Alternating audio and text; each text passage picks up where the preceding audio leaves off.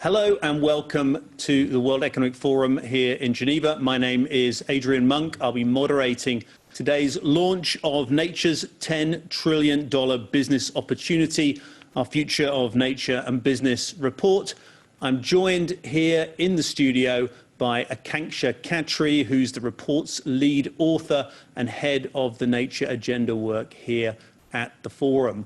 But also on the line, we have, as you can probably see from your Zoom call, a number of champions who've worked on this report and helped us to shape its development.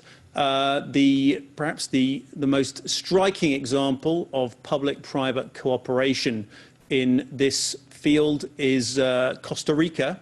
And I'm delighted to say that we're joined at the very start of this by His Excellency Carlos Alvarado Quesada from San Jose in Costa Rica. So, Mr. President, just to introduce our session today, I'm going to hand over to you. Well, I want to say hi from San Jose, Costa Rica, to all of you on the panel. And I do believe this panel and this forum is very relevant to what's going on today in today's world.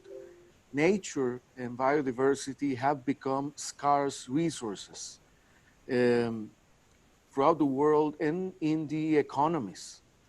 And protecting and the conservation of our nature resources, it's not only relevant for the matter of survival of humanity itself, but also of the livelihoods. Whenever I see examples of conservation, of nature-based solutions, you see the possibilities of ecotourism, you see the possibilities of ecosystems regenerating in terms of fisheries, in terms of other livelihoods being able to maintain throughout the time. So more and more, I do believe that nature-based solutions and conservation, it's not only a matter of people being enthusiastic ethically and morally about preservations of species, but also of the preservation of humanity itself. And it appears to be easy to talk about this, to mention this. It appears to be really straightforward reality, but to become that policies and to make that happen and to enforce that in reality, it's completely different. It's very difficult to make that happen. And to share that with policymakers and also with businesses, to be part of this is one of the great challenges. This adds up not only with the reality of climate change and the need to decarbonize the whole economy in the world, but now with COVID-19, it presents also a great challenge. I do believe that if we want to build back better, we don't have to look back to after the pandemic to be as a planet as we were on January 2020.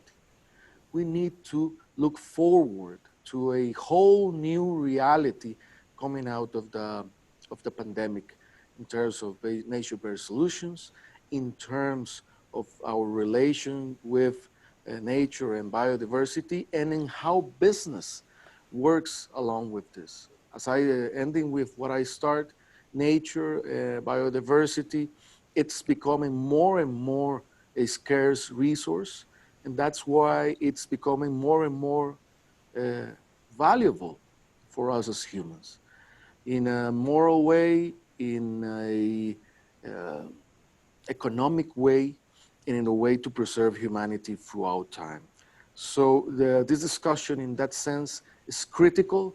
It's at the core not only of the ongoing business, but also in the core of humanity being in the planning for the next decades. And we hope that's a reality. It's sad that we have to discuss that in those terms, but it's the reality in which we are. I always say this, I have a 7-year-old son, and he is very concerned about what the future is, even though he's 7 years old. That's why this is not just another conversation. This is one of the most critical conversations we need to have as a global community. And I want to also thank and congratulate the World Economic Forum and all members of that have make this report possible, because it's at the core of the future of humanity. So, well, thank you very much, and let's keep on going in this direction, which is the right direction. Mr. President, thank you for your leadership and for that introduction. And I'm delighted that the Minister of Environment and Energy from Costa Rica, Carlos Manuel Rodriguez, is joining us for the remainder of this call. Before we go and hear from some of our other contributors, I want to turn first to Akanksha Khatri, who is the lead author of the report. Akanksha, can you just talk us through this figure of 10 trillion and the nearly 400 million jobs that your report identifies as potential gains from rebuilding the economy with green goals in mind? Thanks, Adrian. I also want to take the opportunity to thank the fellow panelists, because they have come out today not only to support the report, but are also engaged with us on a long-term basis as members of the community of champions for nature. So they are taking it upon themselves, starting from now, to take the results of this report into clear action agendas. To take the topic of biodiversity and nature loss to the boardroom discussions and make it more relevant to business CEOs, heads of state and government, and ministers of economy and finance, the World Economic Forum started this initiative of New Nature Economy Report series about a year ago. In January of this year, we released the first of this report series, which really looked at what are the risks which are material to businesses. Through the framework of risks, it identified that half of the world's GDP, $44 trillion, is moderately or highly dependent on nature loss. Moving from risks to opportunities, we are also looking out today in a very unprecedented environment, as countries and companies both are planning for a post-COVID recovery. The second report, Future of Nature and Business, identifies that a nature-positive pathway can indeed create $10 trillion of business value, as well as create 395 million jobs by 2030. Now, to bring this to reality, we need to be able to have systemic transitions across three socioeconomic systems. And these are, first, food, land, and ocean use; second, infrastructure and the built environment; and third, extractives and energy. So just allow me to give you two examples to make it a bit more real beyond just the numbers and macro statistics. I would like to take the example of agriculture, which employs about 40% of workforce globally, as well as contributes about 12% of the global GDP. However, it is also one of the biggest contributors of pollution in water, as well as our land resources. So the transition that we talk about in the report is on regenerative agriculture. And moving towards a regenerative agriculture, we can increase the biodiversity in soil. I think I'll be joined as a fellow panelist by Swen Torre, who in the Champions for Nature community has been talking about looking at soil as an asset class. So by shifting towards a regenerative agriculture, as well as shifting towards a nature positive economic pathway, we can create more jobs, as well as look at soil as an asset rather than just something that we drill and move on. A second example is in the urbanization space, something that will ring true to all of us today in this COVID space. The way we have built our cities and the urban environments means there is a huge amount of land as well as office spaces which are simply kept vacant or underutilized. Our research shows that this amount of land is equivalent to the size of Switzerland, which lays vacant in office spaces, parking lots, etc. So if going forward, we can actually create more compact environments, provide spare nature so that animals and wildlife can take care of themselves in their own environment. So both like protect, restore, and sustainably manage our land, we can move towards a scenario which will create both jobs, economic opportunities, and good outcomes for the environment. So those are just some ideas for us and that we have discussed in the report. Having talked about why we should invest in the new nature economy, let me move a little towards the how we can do this. The report also identifies that to capture the $10 trillion of business opportunities, we need to invest about $2.7 trillion. While this number may seem quite huge, it pales in comparison if you look at the stimulus program which was announced by the US government in just the month of March 2020, and that was $2.7 trillion. So if anything, COVID has shown us that we as humanity are capable of taking drastic changes. What is required is a decisive political will and leadership, as well as business innovation and acumen. Along with the main report, the forum has also released a policy companion piece, which talks about that to support ambitious business action, we also need policy across these 4 or 5 areas. One, we need to go beyond measuring just the GDP. I think, Adrian, you were just on a panel yesterday with Sadia Zahidi, who's our head of New Economy and Society, and the forum is working as part of its Great Reset to look into this topic. How do we make sure that we are capturing the externalities of the environment in the GDP or any other measure that we look at? The second is, how do we look at phasing out negative aspects of subsidies and really incentivize both farmers as well as businesses to invest in nature positive pathways? A third thing that could be looked at is how do we make sure that we are investing in fourth industrial revolution technologies. The report, for example, has identified that investing in blockchain and other technologies, we could be saving more food waste than what currently goes into the system today. And the other pieces that I'd love to mention is investing in human capital. I know that the report's headline talks about 395 million jobs. However, these 395 million jobs have to be just and have to be inclusive. And that can only happen if we start investing in our human capital and make sure that they come along with us for the future. I think the president said it really well, is that it's a shame that we have to talk about or we have to make that distinction of economy when it should actually be obvious to all of us. So the only message that I would want to leave here is the economy and the ecology is not at odds with each other.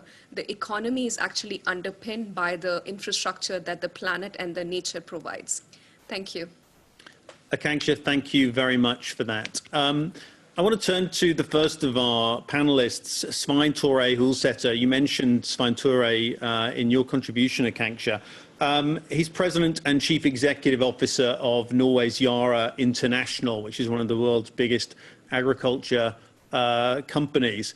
Svein Tore, can you just explain to us how businesses in your sector and in the food and agriculture sector more widely can take forward some of the issues raised in this report and really help forge that jobs-based growth that this report is talking about? Well, Your Excellencies, everyone, thank you so much for the opportunity to speak here today.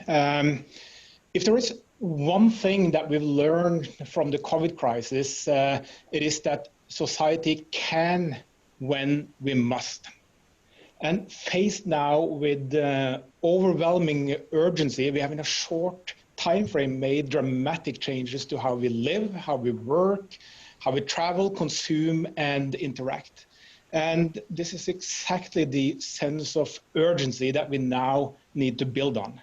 And I'm confident that we can succeed through a combination of technology, science, collaboration, and commitment. And the first report stated this very clearly, that the cost of inaction is increasing. And I would like to add that we cannot afford it, and we have no insurance to cover us. This second report takes it several steps further, outlining 15 transitions in 3 specific socioeconomic systems. And the business community has a very clear responsibility. It's no longer profitability versus sustainability. There's a very good reason why this report is called The Future of Nature and Business, not the future of business or nature. And if you look at the numbers, and Akanksha already mentioned them, $10 trillion of business value by 2030. It's an incredible number. But there's a second number that you also mentioned that I believe is equally important, and that is 395 million jobs created over the next decade. And when we as business leaders look at how to innovate and how to grow, it's clear that we have to do this by creating new jobs, not by cutting jobs. And if I look at my particular area, food and land use, the keywords are pro-nature solutions. The overriding topic for us is decarbonizing food. And how do we do that? Well, one solution is to put world-class technology directly in the hands of the farmers. One example from my own company is that we've, in the past years, invested heavily in digital capabilities. One solution is an app called Farm Weather that uses satellite-based technology to give farmers hyper-local weather. If you're a smallholder farmer in India, for instance, and you're faced with heavy rain, seeds and fertilizer could be washed away and your harvest is ruined. We've gone from 0 users to 2 million users in less than a year. So basically, technology takes the guessing out of farming. And also, as highlighted in this report, regenerative agriculture, it's not enough just to protect land. We have to restore it. It's about paying back to nature. A key challenge to this is that farmers are not rewarded for farming in a sustainable way today. And we need to fix this. And the key to that is getting consumers on board and doing that through transparency in the food chain. And we teamed up with IBM to do just that, to give the opportunities to consumers to reward farmers for sustainable farming. I'd also like to take this opportunity to thank the World Economic Forum, Champions for Nature, for this report. This is a milestone report. It's based on facts, science, and an imperative for change. It also means, and I want to be very clear, it also means that ignorance is no longer no longer an excuse for not playing your part. Thanks. Sven Tore, thank you very much. You mentioned in your contribution the impact on some of the poorest farmers in the world. I'm going to turn now to Hindu Ibrahim, who's president of the Association for Indigenous Women and Peoples of Chad. Hindu Ibrahim, what does this report mean for some of the people who you represent in an economy where subsistence farming is a big part of how people make their living? Thank you very much. And thank you really for this report, who is coming in a very right time. And I'm actually happy to see after Davos, there is an action moving forward and supported by, of course, the president of Costa Rica and many others. The report is highlighting what indigenous peoples are saying for years around the world. Nature is our basic and whole economy. And nature is the incredible source of the job where everyone can stand by. And nature is the new relationship who can be to build the business. So for me, the report is highlighting how we can achieve SDGs and the role of the private sector to achieve SDGs. And then the most important is the 17 goals are interlinkages. So we can't just say we change the business without achieving the food security, without the health, because we are in time of the COVID, and then we are seeing that the people who are most vulnerable becoming more vulnerable because our nature, it's really impacting. And then this report is highlighting also. And the importance of the role that indigenous peoples, local communities that playing. So for us, it's how we can be the partners. It is not how it can be like the number of how the indigenous peoples name it in the report or local community name it in the report or the farmers. It is how we can be a real partners, design all the projects together, implement them together, and seeing the relationship between the private sectors in our communities that change. Then the respect of the land, of the resources also is changed. And another things, the report also recognize the importance of we are the one who are protecting the 80% of the world biodiversity, but we do have also the traditional knowledge who are the solution for climate adaptation and mitigations, and who can be helpful for the restoring the ecosystem and building the resilience for tomorrow. So that's very important. But you know, for instance, yesterday there was a scientist report who is very alarming and who say that the methane emission also leading us to miss the Paris Agreement. So for me, I'm like, already we have 1.5 in my community in Chad, and then it's science. And now internationally, we say we are going to miss the objective of the Paris. It's really not acceptable. But this report can give hope to see if we act now, because it's time for action, to honestly to build the trust, and then to build like the agroforestries, who is the needs of the communities for the food, for the daily needs, and to mitigate the conflict among the communities that fighting against the climate change. So that can be the most helpful. And how the report also can guide us for the new best relationship between the indigenous peoples, private sectors, and others. So that will give us very good hopes. Thanks for that note of optimism, Hindu Ibrahim. I want to turn now to Inga Anderson, who's joining us from Denmark, who's Executive Director of the UN's Environment Programme and is also the co-chair of our Champions for Nature community. Inga, thanks for joining. Well, thank you. And let me also thank the WEF for bringing out this report, where, in fact, our own WCMC colleagues have been key engaged in supporting with some of the background science. It's been a real pleasure to have this partnership. Look, as Hindu has so nicely presented for us, as His Excellency the President of Costa Rica, who is a dear friend of UNEP and a dear friend of nature and a champion of nature, has highlighted, and of course as Svein Tore has highlighted, these are, if we've discovered anything about this crisis, it is the pertinence and the importance of understanding what it is we humans have done to nature, and what it is that we've done by fragmenting, paving over, extracting, emitting, and generally overusing what is not endless, what is not infinite, nature's resources. And by doing that, we've come to where we are. And what we're seeing with COVID is, of course, the zoonosis, a zoonotic disease that comes from the animal world, transmits into the human population.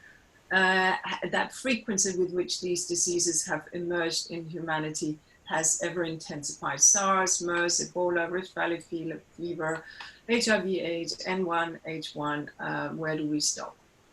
So the point here is that what we're seeing now is something that environmentalists, that veterinarians, that pathologists, that virologists have shown before, but that the world hasn't listened to. Now, there is an opportunity to hear. And this report right now is very, very helpful because it speaks to these three overarching drivers that pose that risk to biodiversity. Food, land use, and ocean use. We are extracting, causing effluent to, over-extracting and fragmenting and polluting that source. And the infrastructure and the built environment that the report speaks to.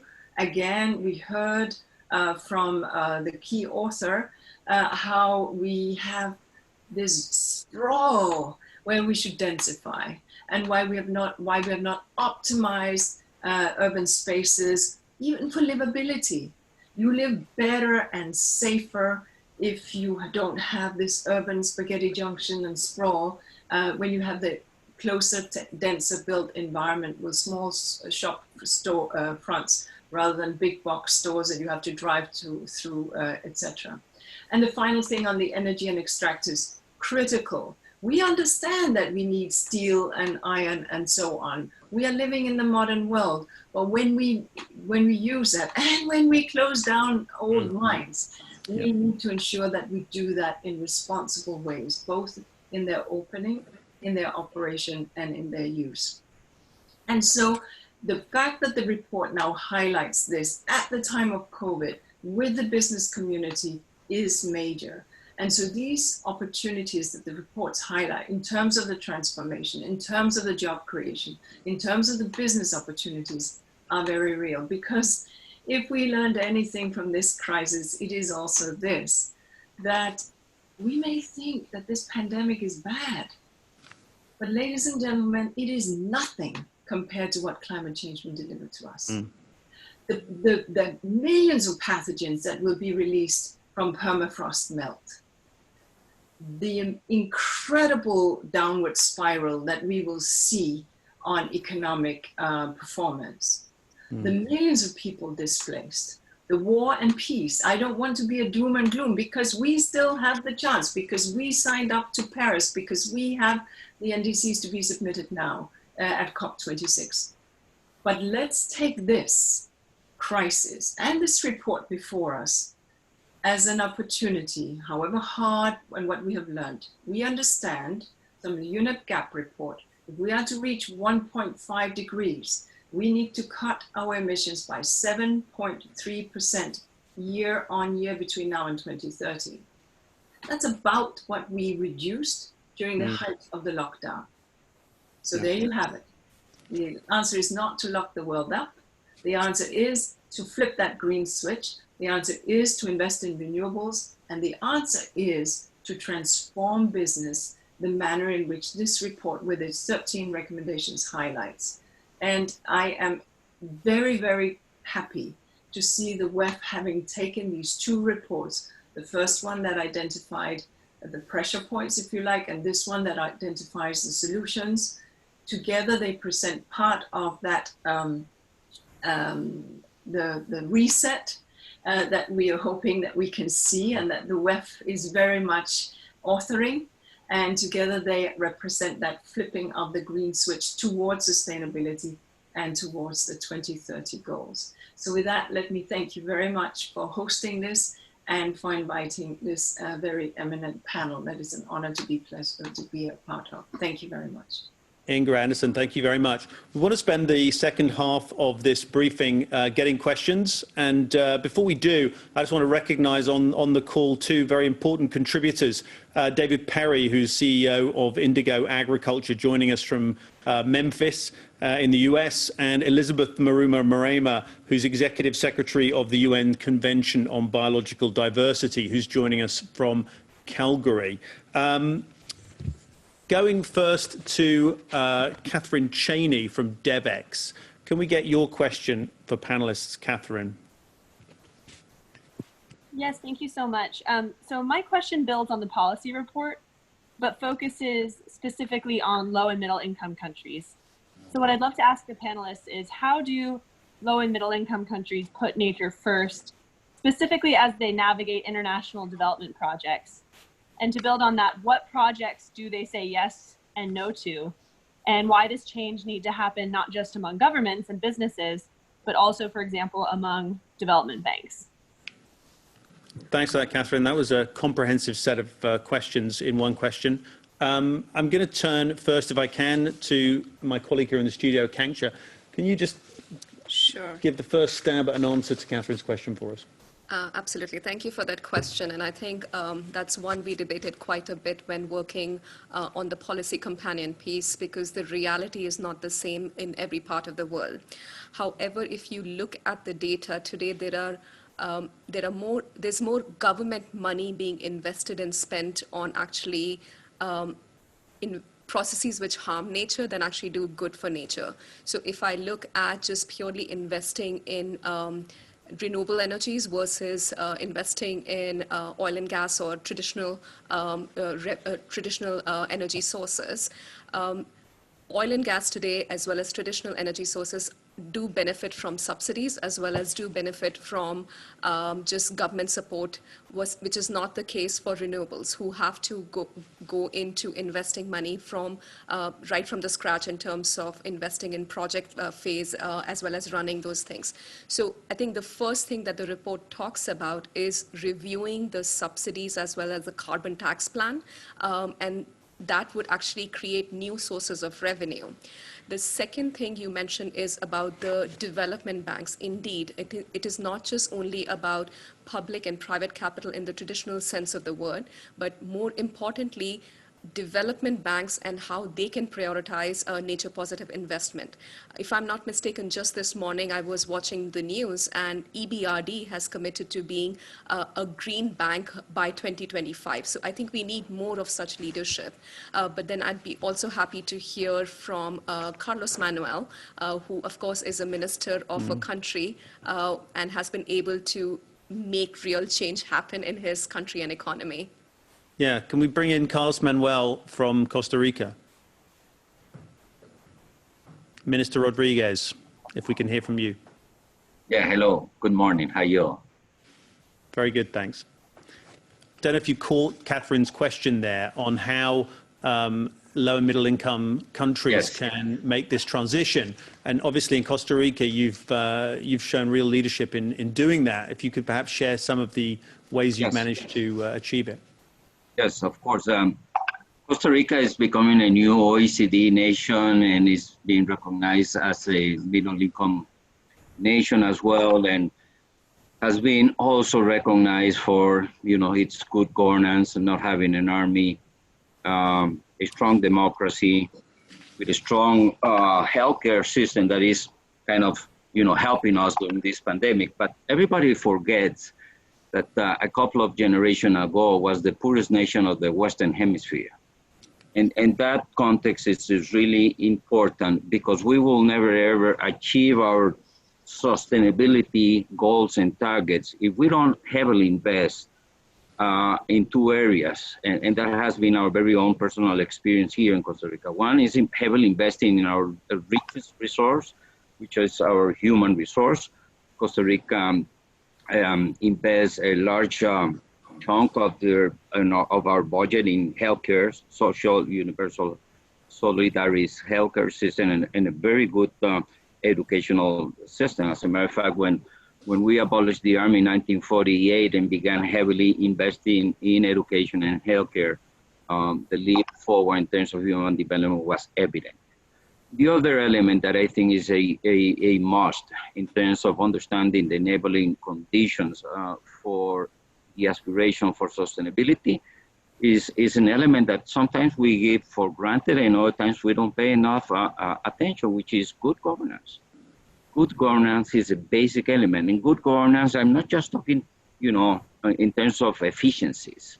Being efficient from the central government is having a strong respect to the rule of law, independent courts, the ease of doing business, a free press, private property. I mean, all those elements which are essential for any modern democracy. Those two elements, the heavy investment in people and in good governance, has gave us the opportunity to really understand that the future relies on the balance within the good management of our natural capital with the human capital. And this is what Costa Rica has been doing for the last, I would say, 20, 30 years, where today we're 100% renewable in the electric sector and there is no deforestation. We've been able to double the size of our forests in the same period that we were able to triple the size of our economy or triple income per capita, proving to us that using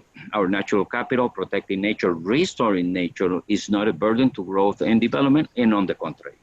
So when we see these challenges that we have in front of us, particularly what the new Nature Economy Series reports tell us, we feel quite comfortable with the the outcomes and the findings, because in a sense, Costa Rica has been doing a little bit of that. Minister, thank you for that, and thank you for that example. I want to turn to Radmila Suleimanova from Al Jazeera, if we can get Radmila's question.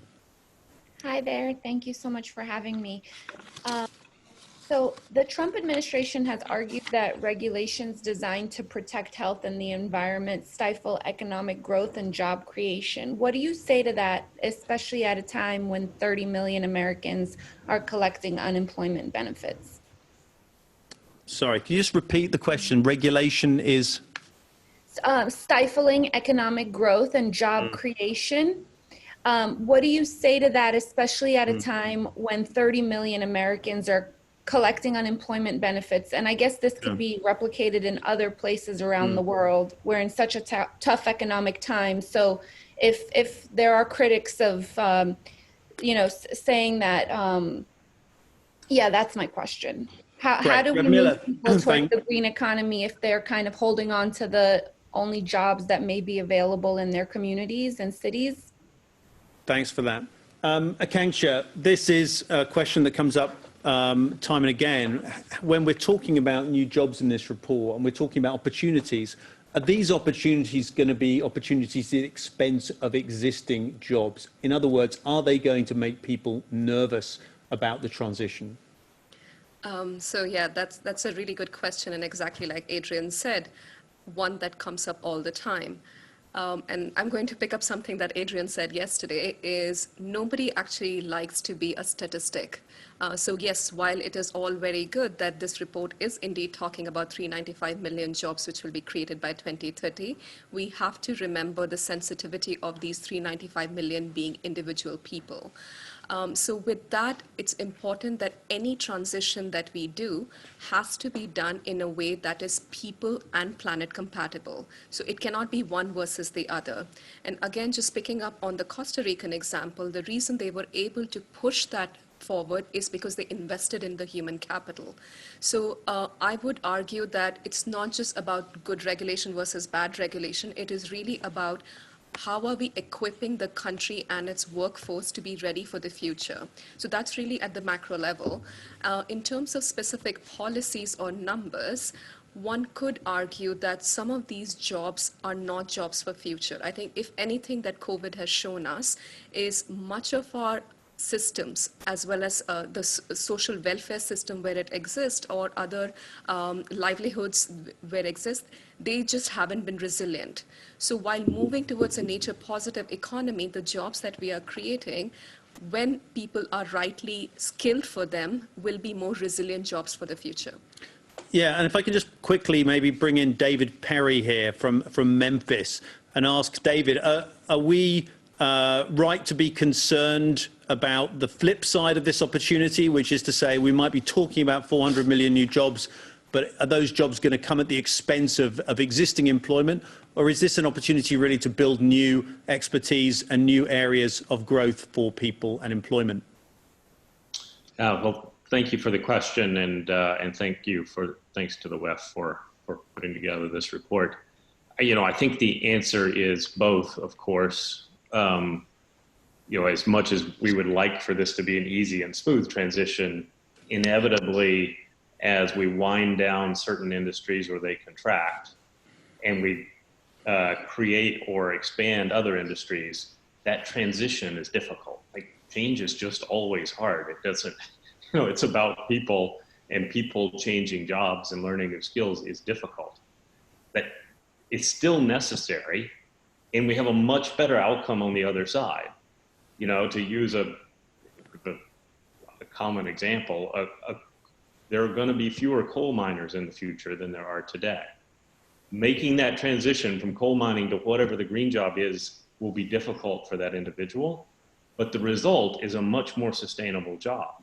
One that's supporting the economy in the long term, as opposed to one that's inevitably going to shrink. So I don't think we should think that any of this is going to be easy, but I do think the opportunities, in the transition and on the other side of the transition, will make us wonder in retrospect why it took us so long. Like, there's a much better outcome on the other side of this. We just have to, make it happen. Can I turn to Daniela Chiaretti from Valor in Brazil? Daniela. Hello? Can you? We can hear you. Yeah, thanks for doing that, and thanks for inviting me. I'm interested in more in agriculture and soil. So my question is it possible to use nature-based solutions in large-scale agriculture, like the Brazilian one?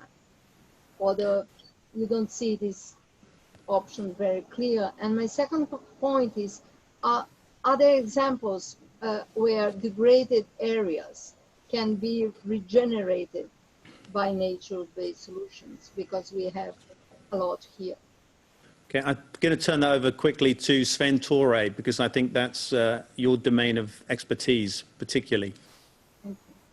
Well, thank you very much for that question. And yeah, absolutely, we should think about soil as an asset, and we need to treat it accordingly, and also reward farmers for farming in an effective and efficient way. And it is possible to grow enough food on existing farmland. Actually, you can reduce it significantly and turn that back into nature. And indeed, you can create different income streams for farmers. You can even, through regenerative farming practices, also use the farmland to use the soil to sequester carbon, and through that creating business opportunities for the farmers. Today they're paid for crops. What if they in the future get paid for a crop? They get paid for sequestering carbon, and also to freeing up land and turning it back into nature. So absolutely tremendous opportunities in this space. Thanks. Adrian, this is Carlos Manuel. Can I jump just for a second, because this is a key important question. I want to make just a Carlos, small please point. Come in. Yeah, what Sven Torre is telling is totally accurate and correct, and I want to compliment to him. We will never ever achieve a good balance within the conservation of the biodiversity and the productive sector in the same landscape if we are not able to overcome the political conflict within ministers of environment and ministers of agriculture, that normally they don't share the same data, they don't share the same information, and they tend to believe that they are the opposite parties within the management of the landscape. Being able to come together at the government level with a institutional framework that looks in a holistic manner to the landscape is the way forward. We need to break the silos within the vision of the Minister of Agriculture, the vision of the Minister of Environment, but because normally they don't get along together quite well. That's a great practical example. Thanks so much for bringing that up. And perhaps also we can hear from Elizabeth Maruma in Canada on that issue of relating to biodiversity. Elizabeth. Thank you very much, and many thanks first to the World Economic Forum for producing yet this another report, which clearly demonstrate that when we deal with biodiversity and nature, it's not only an issue of the environmental community, but also the business need to be on board for us to make any difference. As we all know, our member states are currently negotiating or looking at crafting and adapting a new framework on global biodiversity framework, which will chart the pathway towards 2050 vision of living in harmony with nature. This will be an opportunity to further develop and strengthen our institutional, legislative, and regulatory frameworks to guide the transformation we need to safeguard our health, the health of our planet, and thus in future. And of course, this report is coming at the right moment to indicate that, yes, although the framework is negotiated by governments, but of course the implementation and even the contribution from the economic sector, from the business sector, to make the business case will equally be important. Otherwise, the framework will not be effectively implemented when it's adopted. So thanks, man. We really appreciate this rethinking of the way now we do business.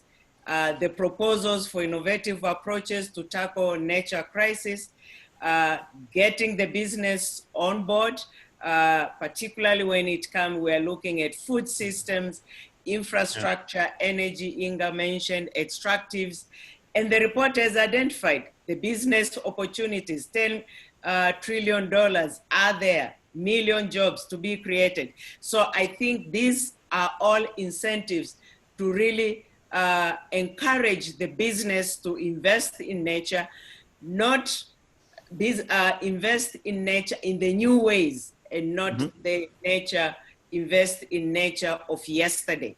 We are all moving into a new normal, not the old normal, and hope together with the business to be able to build a better future.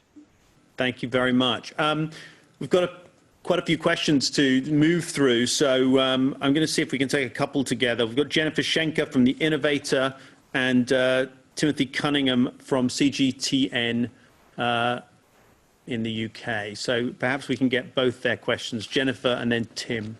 Okay, thank you, Adrian. Clearly, the report shows that there's a business imperative for business to move to more sustainable solutions. Startups, including a number of the World Economic Forum's technology pioneers, have the innovative technologies to help us get there, but they don't have the scale.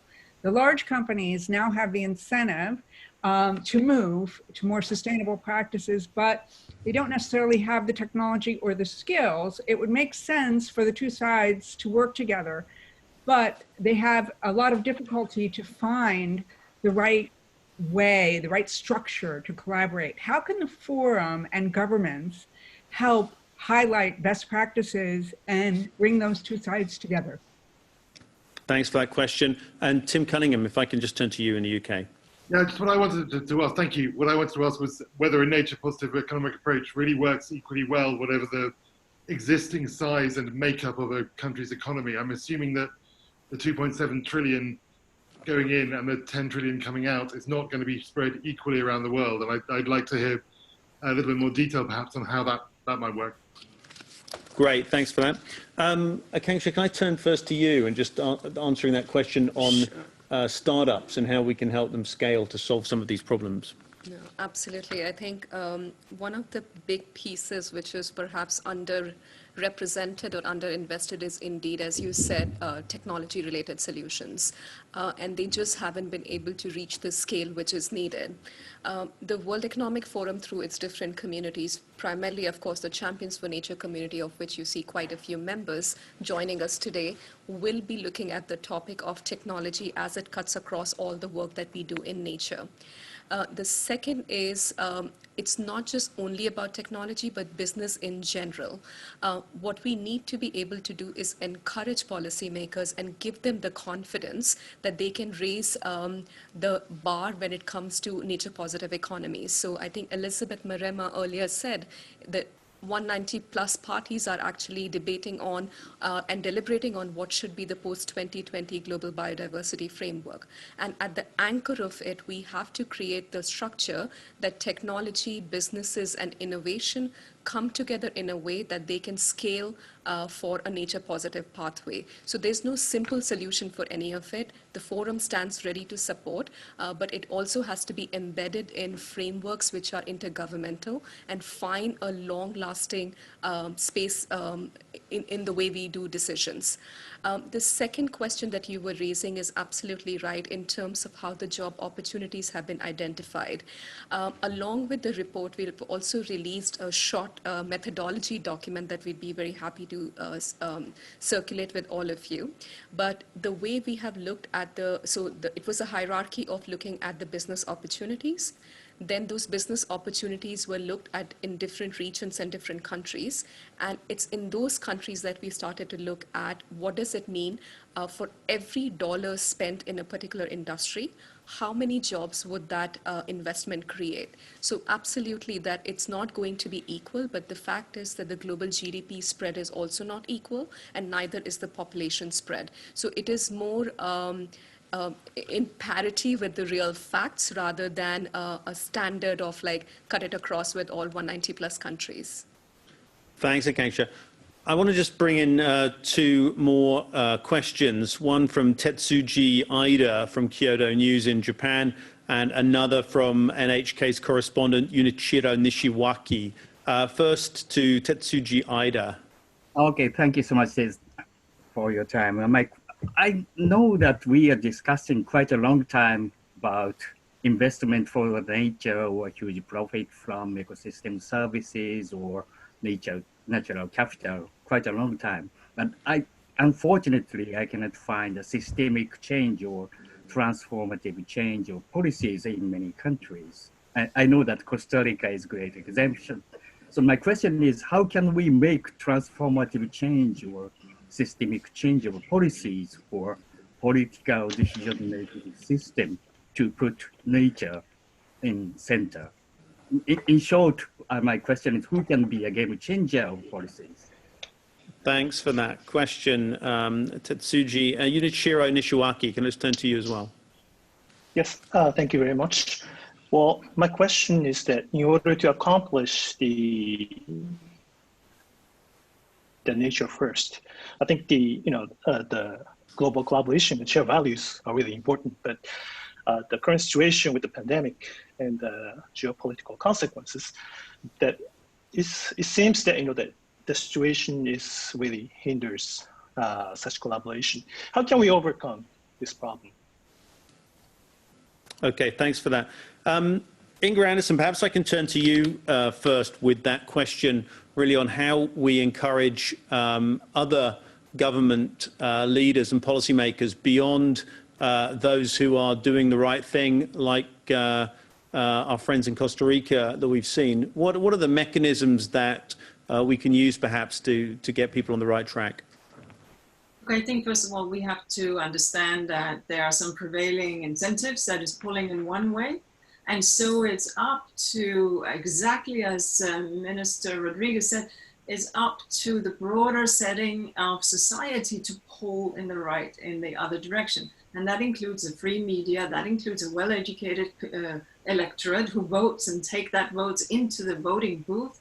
That includes enlightened, intergenerationally thinking politicians who understand that, and of course the business community, as well as incentives and regulatory policies. Now, some countries are beginning to realize that. On the climate setting, I think we could say that we have put regulations in place in the last 10, 20, 30 years, depending on which country you're in, that drives renewables, that taxes pollution, that makes our building with greater energy efficiency, that ensures that emissions from agriculture is reduced. So we have already understood on the climate side that this is well worth regulating for. Why? Because the price of not doing it is way, way too high. And companies that are smart, investors that are smart, institutional investors and pension funds that are smart, that wants to see, and not just the next quarter, but they want that 18-year-old entering the pension fund to find his or her pension when they turn 67, invest in these longer term returns. Now, the next thing is around nature. And so we need to understand and take that message away from COVID to understand that though we are in the same spur, the same time, where we cannot push nature into its corner and expect that we are going to destroy another million species out of the 7.8, that we're going to continuously degrade the soils, that we're going to pollute our waters, fish the oceans empty, and not expect nature to be able to deliver its regulatory settings that it does. It regulates our weather, it regulates our currents, it regulates therefore our lives and our agriculture. So the Green New Deal in the EU, so the kind of investments that you've seen in countries like Kenya, the kind of incentive packages and stimulus packages you saw in Pakistan, where they pushed out a package of 50, 60 million job creation, but as part was tree planting, right? So there you find these examples beyond Costa Rica, where there is an understanding of investing in nature. And COVID has been a spur for that. And I think, and last point here, if I may, take hope from the young people who are not just mobilizing on climate, and thanks for that, but who are also mobilizing on extinction or on nature, on biodiversity, and that is a very, very fine thing. So the opportunities there, we just need to get it done. Thanks, Fang. We're drawing to our last 5 minutes of this briefing. I want to try and see if we can get some more people in. Briefly, can you just touch on an answer perhaps to Yunichiro's question from Paris? Yeah, I think just complementing on what Inger had said as well, when we look at these opportunities, there are two ways to look at them. One is really market-based opportunities, and that is looking at what are the savings and new businesses that will get created. So for example, if I think about ecotourism, or if I think about alternative proteins, these are really opening up new markets. And the second one is, which was earlier talked about, which is more around non-market based opportunities, which is if you look at nature-based solutions or natural climate solutions. So that is what you were talking about, is the value that you gather from ecosystem services. What this report is trying to say is, let's try to mainstream nature into business so that you're not only looking at what you capture through ecosystem services, but fundamentally altering your business and operating model so that nature is providing for a greater profitability, not just through ecosystem services, but because it's an asset that you use as well as maintain for your long-term profitability. So I think that distinction is quite key. Thanks, Akanksha. I want to see if we can take two final questions. Laurie Goering from Reuters in the UK and Damien McElroy from The National in the UAE. Can we go to Laurie?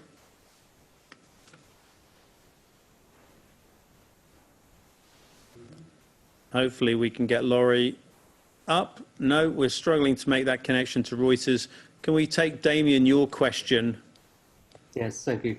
I'd follow up slightly on what has been just talked about, but we are going to have a Green New Deal in Europe. There is a strong possibility of a similarly badged package in America, depending on the elections.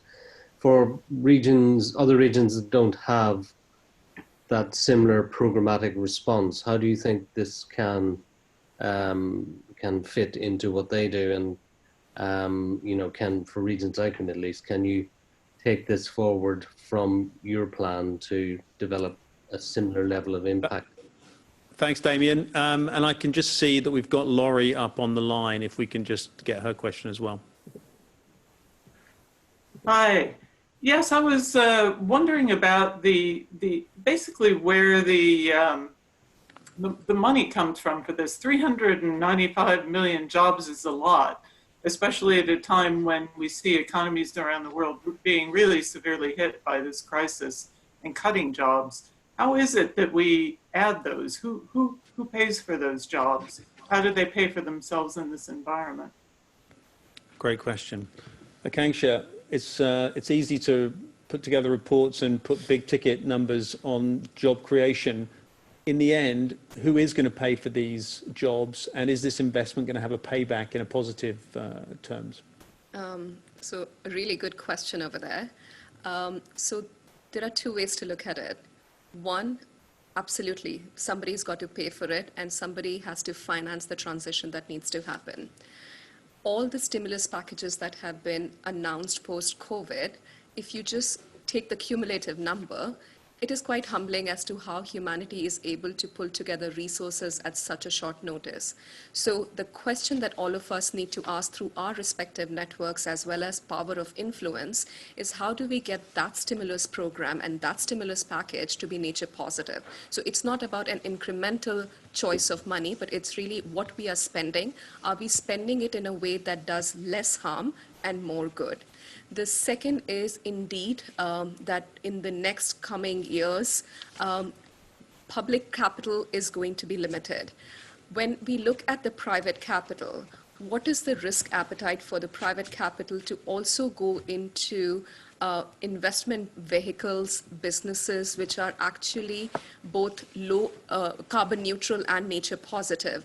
And I just want to give an example. If you see some of the ESG related investments and the bonds that have been made, they've actually proven to be more resilient and profitable in this crisis than a plain vanilla bond structure. So if you read the policy companion piece, it talks about how governments should be looking at their stimulus packages so that we do not create the problem that got us into this situation in the first place. And the second one is, if you read the chapter which really talks about investment, that brings the businesses side together. And lastly, as part of the New Nature Economy Report series, since this is the second report, we are working on a third report which will come out in fall of this year, which is entitled exactly that, Financing for a New Nature Economy. So that will allow us to go a little deeper into what are the vehicles which are needed, how can we look at both mainstream investment vehicle, but also new investment criteria to increase the money flow in the thing that we need the most, which is our planet. Akanksha, thank you very much. We're just over time on this briefing. Thanks to everyone who put a question. Our apologies if you didn't get a question in. We've tried to take as many as we could. Great thanks to our panelists, Sven Tore Hulsetter, Hindu Ibrahim, Inga Anderson, Elizabeth Maruma Marema, David Perry, and to Minister Rodriguez. And also a big thank you to President Quesada for initiating this briefing from Geneva and the World Economic Forum. If you would like to find out more about this report, you can go to our website, weforum.org, and find out more there. Thanks for joining us. Hope to see you at the next briefing. Thank you.